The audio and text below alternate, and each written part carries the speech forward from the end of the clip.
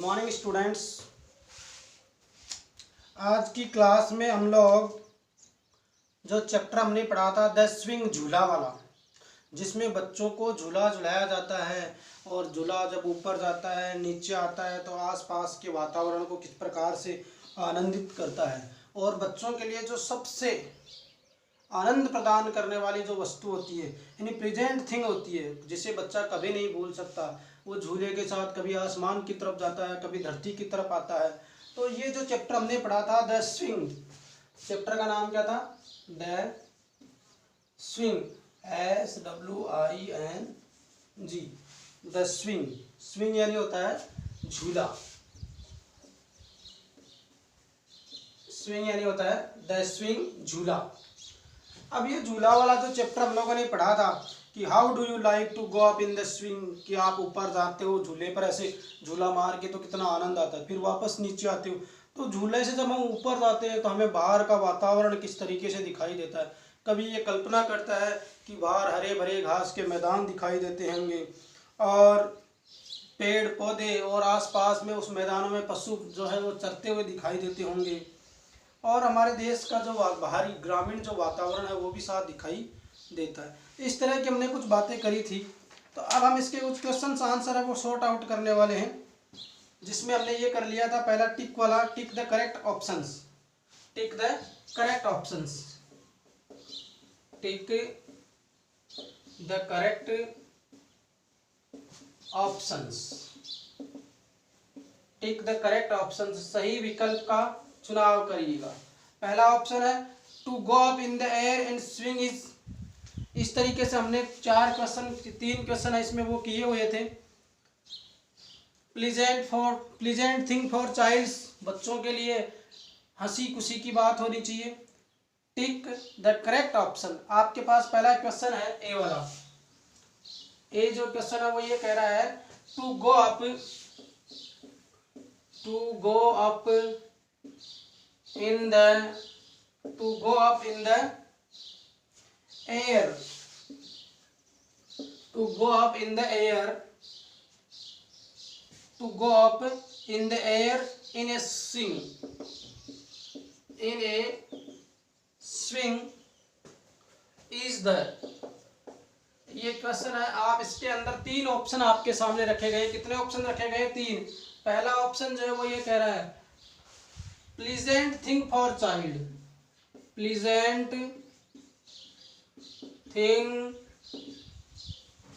For child, ये बच्चों के लिए आनंद प्रदान करने वाली वस्तु है। दूसरा ऑप्शन इसमें रखा गया है, अगर ये सही है तो आप यहाँ इसमें टिक लगाइए। दूसरा ऑप्शन जो दिया गया है very bad thing for child, very bad thing for child, बच्चों के लिए बहुत बुरी चीज है। अगर ये सही है तो आप इसमें टिक लगाएंगे। और तीसरा ऑप्शन है वेरी बोरिंग, कि झूला है वो बच्चों को बहुत उबाऊ लगता है, वेरी बोरिंग, अगर ये सही आंसर है तो आप इसमें टिक लगाएंगे, वेरी बोरिंग। अब देखो हमारे पास है टिक द करेक्ट ऑप्शन, सही वाले विकल्प पर टिक करना है। तो पहला क्वेश्चन है to go up in the air, हवा में ऊपर जाना, in a swing is the, झूले में बैठकर हवा में ऊपर जाना क्या चीज है? Pleasant thing for the child, बच्चों के लिए सबसे पवित्र या सबसे आनंद देने वाली वस्तु है। Very bad thing for child, या मैं ये कहूँ बच्चों के लिए ये खराब चीज है, बुरी चीज है। या फिर तीसरा ऑप्शन है वेरी बोरिंग, बहुत उबाऊ लगती है। तो अब मेरे पहला आंसर है वो ठीक रहेगा इसमें, the pleasant thing for the child, ये इसका आंसर बनेगा कि झूले में बैठ करके बच्चे जब ऊपर की तरफ जाते हैं तो उन्हें बड़ा आनंद मिलता है और वो उस आनंद में pleasant thing for the childs, ये बच्चों के लिए सबसे आनंद प्रदान करने वाली वस्तु है वो होती है। अब देखना बी वाला ऑप्शन, अब इसमें बी वाला जो ऑप्शन है, एक दूसरा क्वेश्चन जो है in a swing,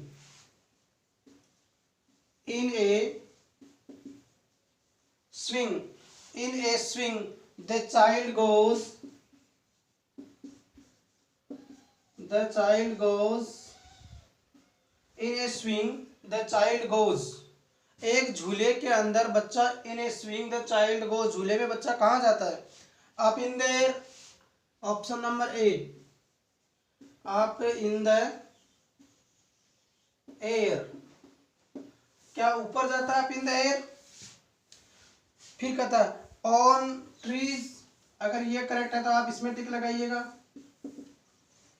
on trees, on trees so wide, on trees so wide, वो पेड़ों के ऊपर बैठ जाते हैं जो कि काफी बड़े होते हैं। और थर्ड वाला नन ऑफ द अबव, ये इसका फर्स्ट,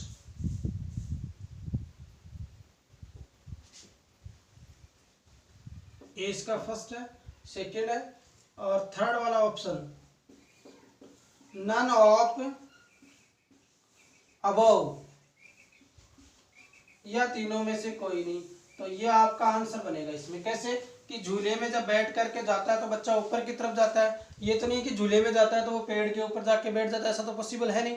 तो वो जाएगा कहाँ? अप इन द एयर, वो हवा के अंदर जाएगा ना। यह भी नहीं कि दोनों में से कोई भी नहीं है, कि दोनों में से कोई सही नहीं होता तो ये करते थे, लेकिन ये बात तो गलत है, लेकिन पहली बात तो सही है, इसलिए इसको हमने किसका टिक लगा दिया? सही का टिक लगा दिया। थर्ड वाला क्वेश्चन था चाइल्ड फील्स, तीसरा चॉइस में the child feels, the child feels happy, the child feels happy in a swing, in a swing because, in a swing because it, बच्चे को झूले में आनंद प्राप्त होता है। द चाइल्ड फील्स हैप्पी, यानी उसको प्रसन्नता प्राप्त होती है, खुशी मिलती है। इन ए स्विंग, एक झूले के अंदर, बिकॉज, क्योंकि, गोज अप एंड डाउन, पहला ऑप्शन दे रखा है goes up and down, goes up and down, वो कभी ऊपर कभी नीचे ऐसे जाता है। फिर कह रहा है स्टे इन द एयर, अगर ये करेक्ट है तो यहां टिक लगाना है, स्टे इन द एयर, या वो हवा में झूला ऐसे जाता है और फिर रुक जाता है। क्या कभी ऐसा होता है कि हवा ऐसे, हम झूले को दिया, झूला लगाएंगे और वो वहां जाके रुक जाएगा? ऐसा भी नहीं होता है। अगर ये सही है तो आप यहाँ टिक लगाएंगे। और इसका थर्ड वाला ऑप्शन मैं आपके सामने रख रहा हूं, ये तीसरा ऑप्शन है। तीसरा ऑप्शन कह रहा है never comes to ground, never comes to ground, एक बार झूला देने के बाद वो वापस ग्राउंड की तरफ आता ही नहीं है, ऊपर जाते ही जाता है, जाते ही जाता है, ऐसा तो संभव नहीं है। अब बताइए, आपको अब इन तीनों में से किसी एक ऑप्शन का चूज करना है। The child feels happy in a swing because it, बच्चा है वो झूले में खुशी प्रदान प्राप्त करता है, आनंद प्राप्त करता है, प्रसन्नता प्राप्त करता है, क्योंकि गोज अप एंड डाउन, क्योंकि झूला एक बार ऊपर जाता है, एक बार नीचे जाता है। इस तरीके से झूले के अंदर आपको झूलने का मौका मिलता है। इस तरीके से ये आपके 3 क्वेश्चन है वो कंप्लीट होते हैं। आगे देखते हैं क्वेश्चन नंबर इसका सेकंड वाला। सेकंड वाले क्वेश्चन में हम देखेंगे कंप्लीट करना है आपको सेंटेंस को।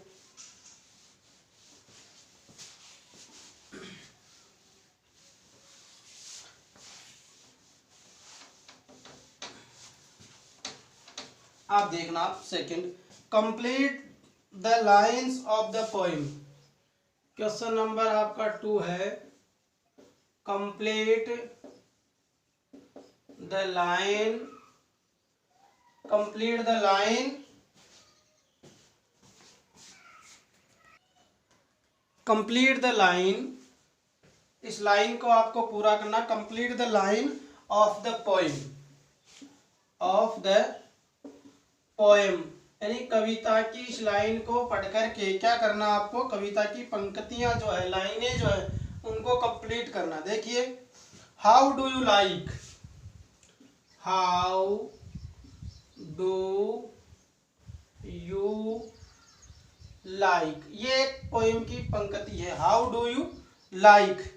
फिर आपको इसको पूरा करना है, इधर कंप्लीट, ये ऐसे लाइन चली जा रही है, ठीक है। दूसरी लाइन नीचे दे रखी है, अप इन द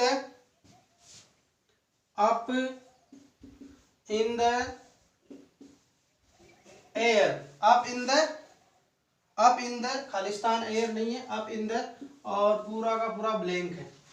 फिर थर्ड वाली लाइन जो है वो इधर से आपकी पूरी ब्लैंक चल रही है ऐसे, और इधर इसके लास्ट में थिंग्स लिखा हुआ है। क्या लिखा हुआ है? थिंग। और उसके बाद में ये चौथी लाइन जो है वो भी आपकी पूरी की पूरी ब्लैंक चल रही है, और उसके लास्ट में लिखा हुआ है कैन डू। क्या लिखा हुआ है? Can do. अब आपको इन लाइंस को पूरा करना है। क्या करना है? पूरा करना है, कंप्लीट करना है।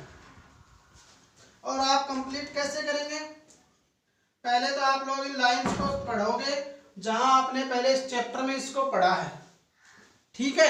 अब आप देखेंगे कि आपका जो लाइन है, हाउ डू यू लाइक, पहली लाइन है how do you like to go up, आगे लिखना है to go up, how do you like to go up in a swing, in a and swing. पहली लाइन कंप्लीट हो गई। फिर लिखा हुआ up in the air so blue, up in the air so blue. अगर हम हवा में ऊपर जाते हैं, up in the air so blue, और लास्ट में यहाँ तो आपको कोमा मिलेगी और यहाँ क्वेश्चन मार्क साइन मिलेगा। हमने ये थोड़ी लाइन बड़ी है तो छोटी जगह में लिख दी, लाइनें आपस में बराबर होती है, थोड़ी छोटी बड़ी हो सकती है। क्वेश्चन मार्क साइन है, आपको यहाँ लगाना है, तो आप यहाँ क्वेश्चन मार्क साइन है वो भी लगा सकते हैं। अब देखो तीसरी लाइन है ओ, क्या है? O comma I do think, I do think it is pleasant thing, PLEASANT,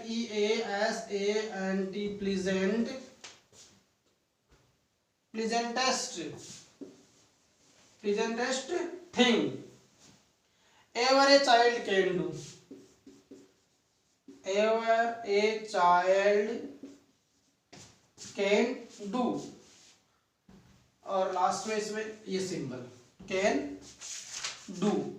इस तरीके से आपका ये जो कंप्लीट करने का जो पोर्शन था, complete the line of the poem, ये आपकी कविता का पहला जो स्टेंजा था वो है how do you like to go up in a swing, up in the air so blue, question mark, oh I do think it is pleasant thing, it is a pleasant thing and ever a child can do। इस तरीके से आपकी ये stanza है वो complete होता है। और आगे के इसके क्वेश्चंस एंड आंसर्स में हम देखेंगे आंसर द फॉलोइंग क्वेश्चंस, ये हम करेंगे कल। क्या करेंगे? ये कल की क्लास में करेंगे। Thank you very much.